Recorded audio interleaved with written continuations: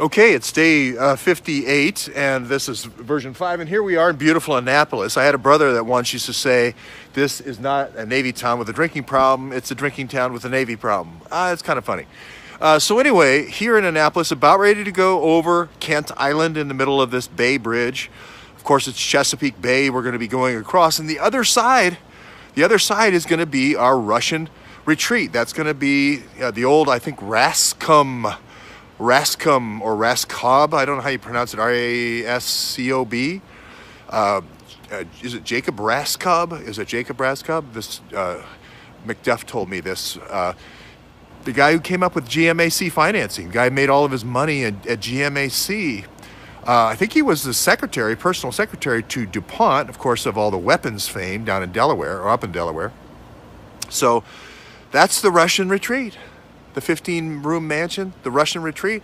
Now, who recruits those people? Who recruits those people at the Russian retreat to bring them in? They're going to have to contact people all over the world at the Russian retreat.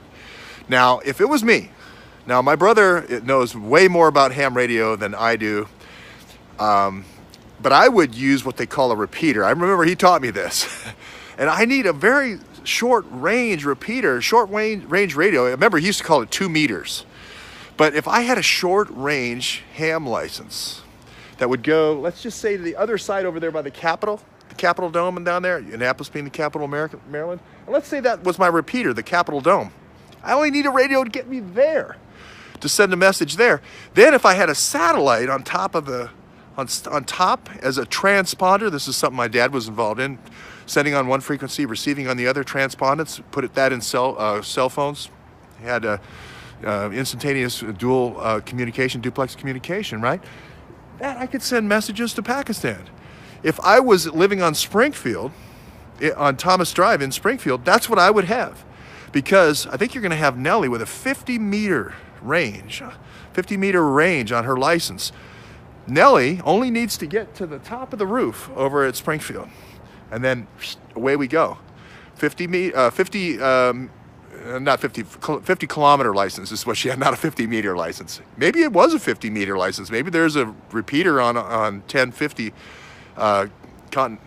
would have to check that. I think the 2-meter goes 50 kilometers. But I only need to get over there, and then I can send my messages, and I can beam my messages in a video game. I can put it there and just say, "Hey, I'm playing my friends 123.mail.house.gov. Hey, I work at the house. I'm just using that on my video games, and I'm just sending messages."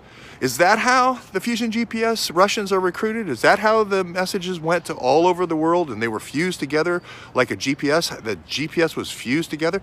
Is that how it was done? Who knows? Let's find out. Let's find out more about Nellie Orr's ham radio license and figure out what she actually purchased. Did she purchase CDW equipment?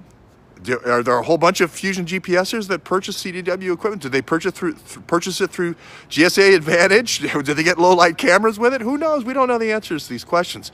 But let's ask the questions.